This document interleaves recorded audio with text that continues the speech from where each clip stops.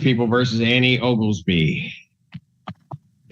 Good morning, Your Honor. Isabel for the people. Where is she? Welcome back to Trial Truth, and this one already feels like the kind of courtroom morning that turns chaotic before anybody even settles into their seat. We're dealing with multiple cases, overlapping jurisdictions, missed requirements, bond problems, and a judge who clearly has very little patience left in the tank. And if you've watched enough courtroom proceedings, you already know that when a hearing starts with confusion over where the defendant even is, things usually spiral fast from there. What makes this case especially interesting is that it's not just about guilt or innocence, it's about compliance. Courts care a lot about whether defendants follow instructions exactly as ordered, testing, reporting, appearing in court, all of it. And today, Judge Simpson is about to make it painfully clear that excuses only go so far once the court believes somebody stopped following the rules. At the same time, you can already sense the defense preparing to argue something we hear all the time in real-life criminal cases: money problems, transportation issues, scheduling conflicts, and the reality that some defendants are barely holding their lives together outside the courtroom. See her. I thought you had enough yesterday. Never. Your name, ma'am? Annie Marie Oglesby. Good morning, Your Honor. Tina Saxon for Ms. Oglesby. Okay, she's in. Got it. All right, thank you. All right. What are we doing? Your Honor, there are now two cases. I just received the newest case yesterday. I don't have any discovery for that, but I did file my appearance and request for discovery yesterday. For the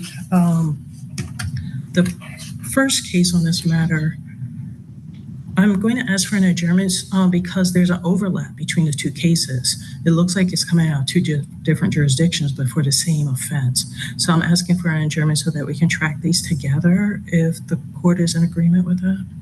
Yes, I will adjourn it. Currently, she's being, okay. Probable cause conference will be adjourned September 11th, 2025, 9 a.m. Your Honor, since this matter, I have to ask for another date. I will be out of state, returning that day. But I can do the 18th. Will that work? Yes. September 18th, 2025, 9 a.m. Your Honor, when appropriate, I'm sorry, there was a bond violation. Yes, there was. Pardon? Your Honor, as you remember, on the first violation, Ms. Oglesby was in custody. The second one, she simply did not have the money. She had lost her job while she was in custody in the other jail. Here's where the defense starts trying to separate inability from unwillingness, and legally, that distinction matters more than people realize. The attorney is basically telling the court, this wasn't somebody deliberately refusing to comply. This was somebody trapped by circumstances. Losing a job, sitting in custody, not having money for testing, those arguments are designed to show the violations weren't intentional acts of defiance. But judges hear these explanations constantly, and the problem for the defense is timing. Once a defendant develops a pattern of mistesting or misreporting, courts often stop focusing on why it happened and start focusing on the repeated failure itself. That's exactly the energy Judge Simpson is bringing here. He's looking less at the excuses and more at the simple fact that the reporting requirements were not completed. And notice another important courtroom dynamic. The judge keeps pulling the conversation back toward responsibility. The defense wants context. The judge wants compliance. Those are two very different conversations happening at the same time. And she couldn't pay for it, therefore they would not allow her to test. And now she's in custody again. She didn't report for intake. So I don't know how that happened. She stated that she called and left 2 messages with the community health and never received a phone call back. Well, my understanding is she didn't report. We sent over another order she again did not report for intake or testing. Again, yeah, she lives in Jackson, which I stated at the Okay, first that's hearing. like 35, 40 minutes away. And I'm- she didn't report twice. She could not report the first time, Your Honor. She was in jail. I was in custody in Eaton County. Right. So I Yeah. understand your position, at least on the second time. She did not report for intake or test. And I'm just providing the explanation for the failure to test. It's not free and they would not do it without it, but I understand your position on the intake. It's considered a dirty job in Jackson if you don't have the money. I don't know what that has to do with this. You didn't report to our community first. Mr. Wolfsby, don't speak. All right, I don't need a response. Motion for bond reduction is denied. Bond will continue. Thank you. And there it is, the first major shutdown from Judge Simpson. Quick, direct, and honestly pretty cold.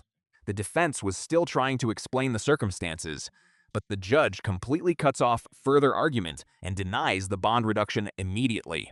That tells you the court already made up its mind before the defense even finished building momentum. This is one of those moments people misunderstand about courtroom proceedings. Hearings can look conversational, but judges are constantly evaluating credibility in real time. Once a judge believes somebody repeatedly ignored court requirements, sympathy starts evaporating fast. And when that happens, attorneys often hit an invisible wall where additional explanations stop helping and start irritating the bench. What also stands out here is the phrase, "I don't need a response." That's courtroom language for, "I've heard enough." Judges use it when they believe continuing the argument would waste time or not change the outcome. And based on the tone here, Judge Simpson is signaling that accountability outweighs explanation in this courtroom.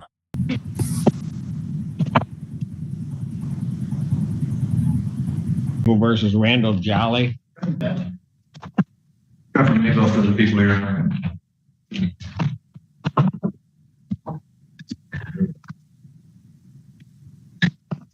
Judge Mark Ellis representing Randall Jolly. Sir, please tell the judge your name. Randall Jolly.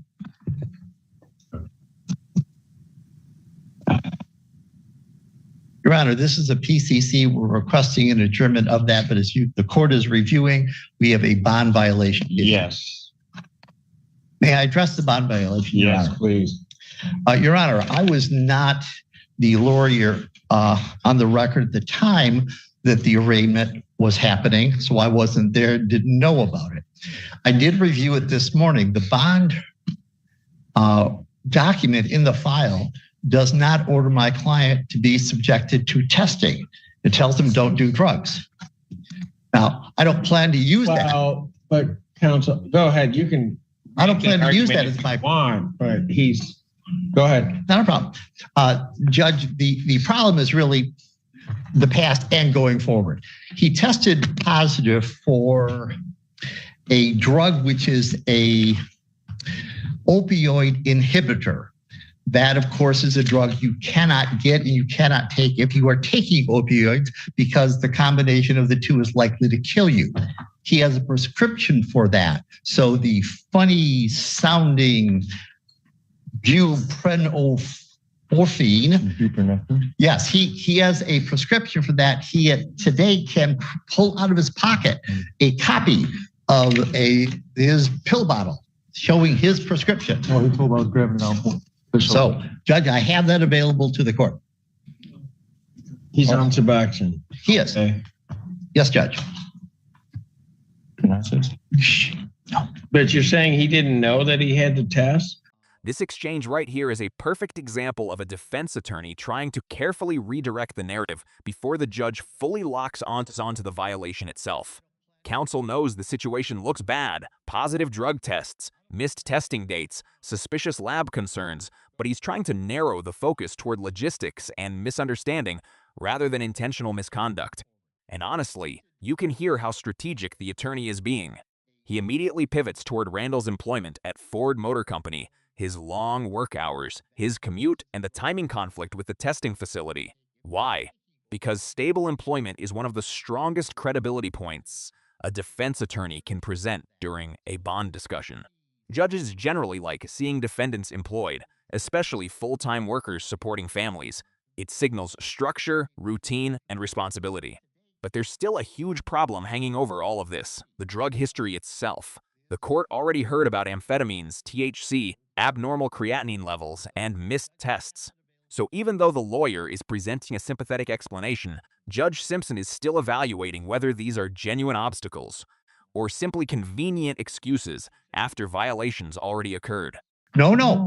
That is not my argument. But Judge, going forward, I believe there's a problem. He has missed the last two tests. The only reason he missed the last two tests is he is employed full-time at Ford Motor Company. He has his employee badge in his pocket. If you can pull that out, we will offer that to the court. He works a crazy schedule. He builds cars, and he starts at 6 a.m. and he gets out at 5 o'clock at night. His testing facility closes at 4 o'clock at night. He's been there 5 years, but he doesn't have the sort of seniority to grant flexibility. So we apologize for missing it. So this morning, when I had no idea that there would be a bond What was the other drug, the amphetamine? That was the initial time, Judge, and he's absolutely guilty of that. That was the first time he was ordered to test. Yes. Since then, he has not taken any of that stuff, and he will test negative today. Well, there are two things. One, he had THC in his system. Yes. Whether he took it or not, he doesn't get a card till the next issued the next day. Yes. He also has abnormal creatinine, which is a problem because that usually will appear in rare circumstances, but typically when somebody's trying to mask. So Judge, if I may, he absolutely flunked your first test, no question about it. But that was the first test, and since then he has been clean. He missed the two tests. I don't know how you say that. He took one other test. Yes. And then didn't test. Yes. That's. Your Honor, may I say something? I'm sorry to interrupt. I just wanted to say something on my behalf. Go ahead. I live in Wayland. I work in Wayne. It's a 2-hour drive. I drive literally 4 hours a day back and forth to go to work and get back home. This is probably the most human moment of the hearing so far.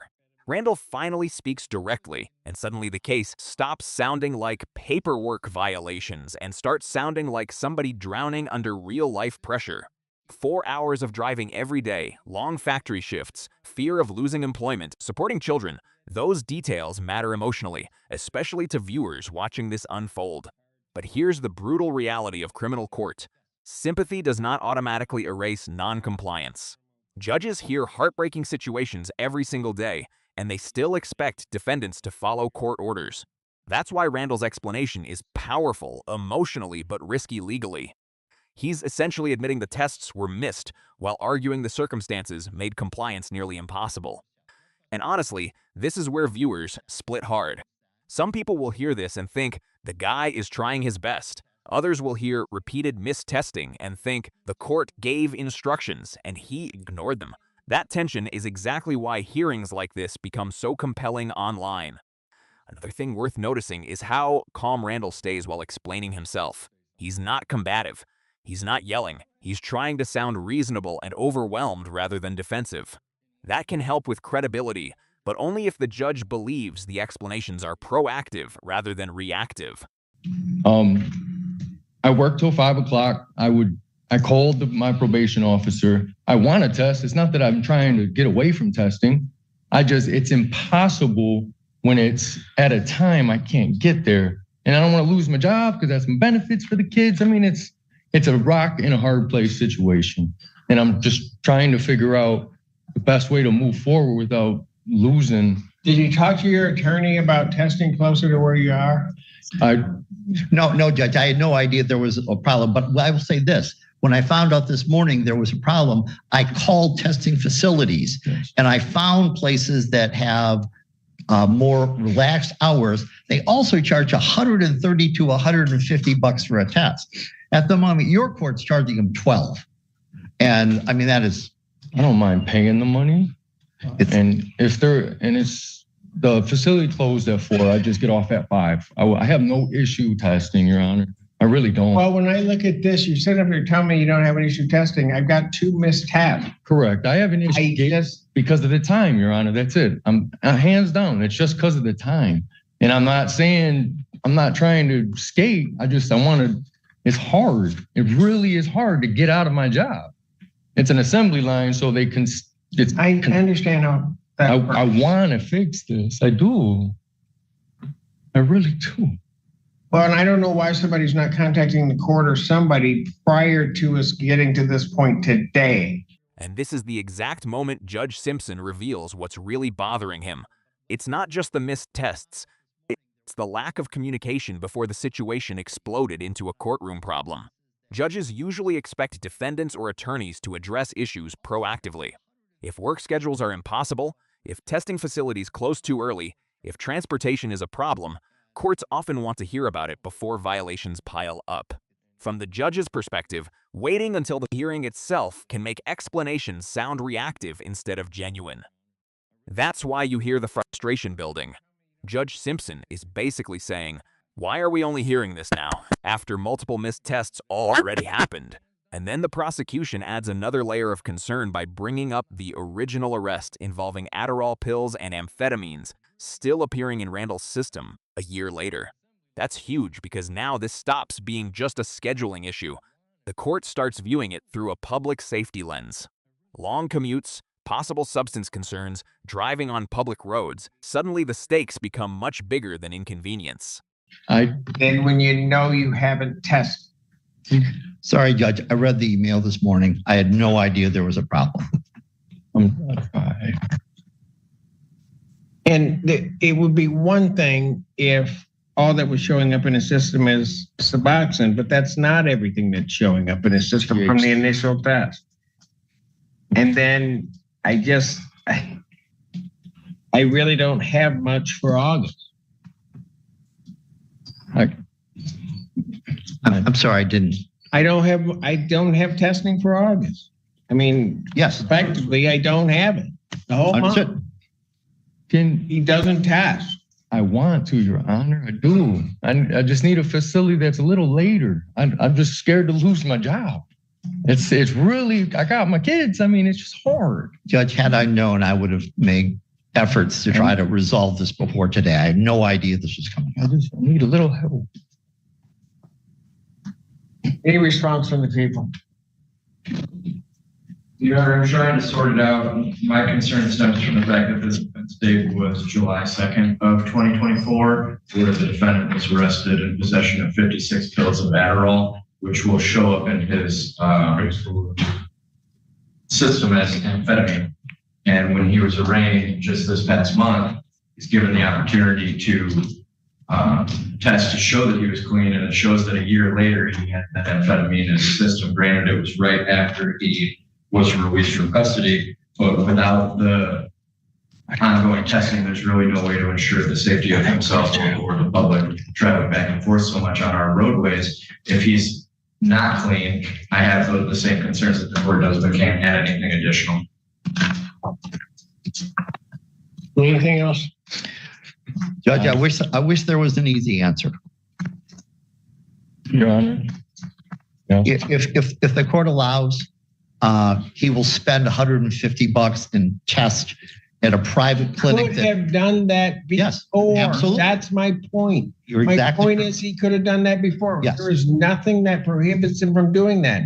What I have and what the prosecutors added is that the only test I have is that same drug that's showing up a year past is still showing up in his system. And then I don't have any testing. Simple as that. You don't. So one I really did. My probation officer, well, she'll tell you. Sorry, you're sorry. Court test him today. I can't get him in because of time.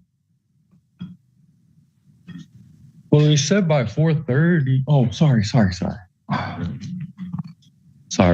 Your Honor, I'm sorry. And Yes, sir.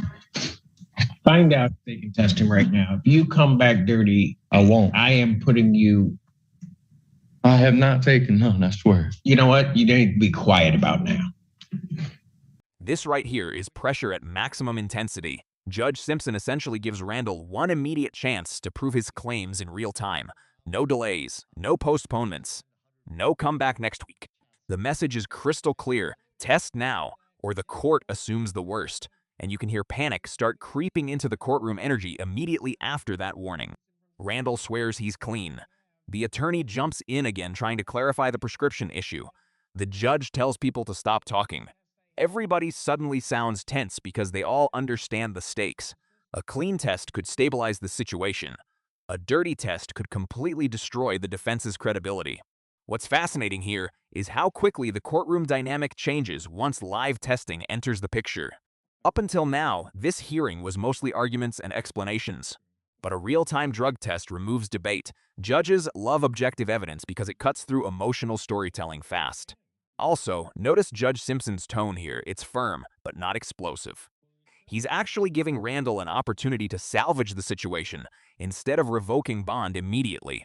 Some judges would not have given that chance after multiple missed tests. So while the courtroom feels harsh, there's still a narrow door open for Randall to regain some trust with the court.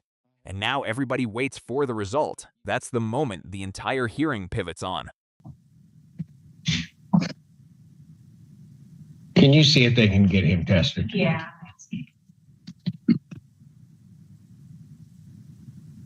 He will test positive for the opioid blocker. Prescription, he takes it. I understand that. Counselor, you probably should stop talking too. I'm not good at that skill, Your Honor. I know.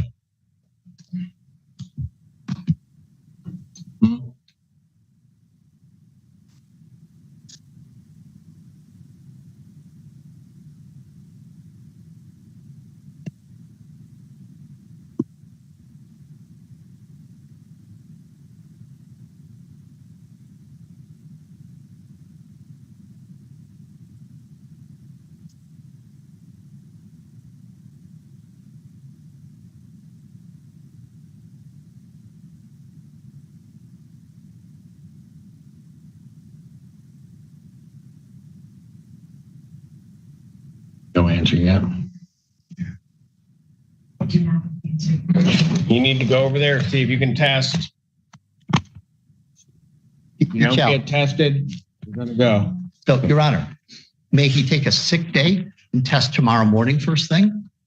No. Okay. Thank you, Judge. I gave you your options. Go over there and test. If they let you in, fine. If not, you still got to come back here. Sure. And if you don't test, you're going. Thank you, Judge. Bye. Judge Simpson has fully shifted into ultimatum mode now. No more negotiation, no more hypothetical solutions, no more emotional appeals about work schedules or difficult circumstances. The court has reduced everything down to one simple requirement: take the test. That's it. And honestly, this is a classic courtroom tactic when a judge feels the hearing is drifting into endless explanations. Judges often simplify the issue to a single measurable action because it forces accountability into black and white territory. Either Randall complies or he doesn't. Either there's a test result or there isn't. You can also hear how the defense attorney changes tone here. Earlier, he was aggressively explaining and advocating.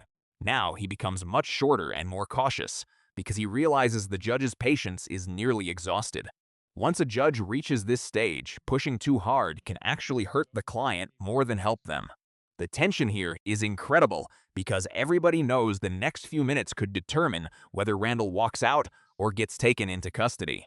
And for Randall personally, you can tell the fear of losing his job is hanging over everything. To him, this isn't just about court anymore. It's about losing income, stability, benefits, and possibly his ability to support his kids. He calls the case of the people versus Randall Jolly. Great. Sure, maybe for the people within your honor. Your Honor, Mark Ellis representing Randall Jolly. Mr. Jolly, tell the judge your name. Randall Jolly. First thing that I'll do is I will adjourn the probable cause conference to the 18th, 2025, 9 o'clock. His test came back. He's positive for the marijuana. He did get a medical marijuana card the day after he first tested positive for marijuana, I'm going to suggest that you probably start or cease using that. But I have negatives on everything else. So what I will do is I'll continue his bond at this point with the admonition that if you miss another test, I'm not hearing argument. You're going. Simple. And then the other portion of that is that I will allow defendant may test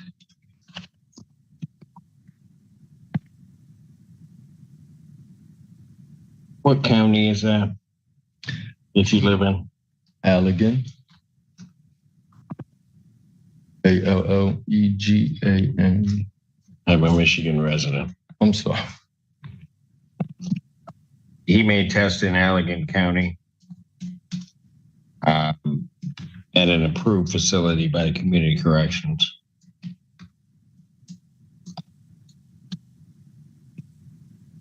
I apologize, Your Honor. May I have the PCC date one more time? Is the 18th. Your Honor, His test results, he must sign a release so that his test results are sent to Community Corrections.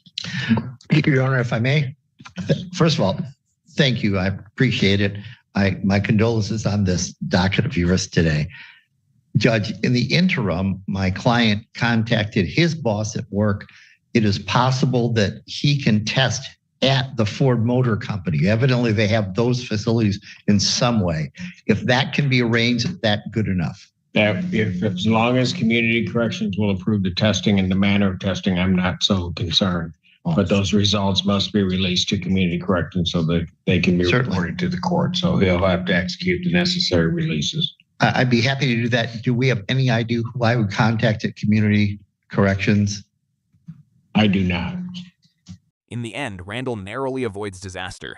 The test comes back negative for everything except marijuana, and because he obtained a medical marijuana card immediately afterward, Judge Simpson decides not to revoke the bond. But make no mistake, this was not a victory lap. This was a final warning. The judge's message could not be clearer. One more missed test, one more compliance problem, and there will be no debate next time, no long explanations, no emergency arguments, no second chances. And honestly, that kind of warning can completely change how defendants approach their cases moving forward, because they now understand the court's patience is basically gone.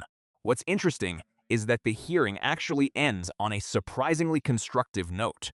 The court allows testing closer to Randall's home in Allegan County, and there's even discussion about possible testing through Ford Motor Company facilities if Community Corrections approves it. So, despite all the tension, the system ultimately shifts toward finding a workable compliance solution rather than simply punishing failure. That's an important takeaway from this case. Courts may be strict, but they also want workable systems that defendants can realistically follow. The issue is whether defendants communicate early enough and consistently enough for the court to trust them. Judge Simpson balanced skepticism with opportunity today, but Randall is clearly on extremely thin ice moving forward. If you found this case as shocking as we did, make sure to hit that like button, share your thoughts in the comments, and don't forget to subscribe for more jaw-dropping courtroom breakdowns.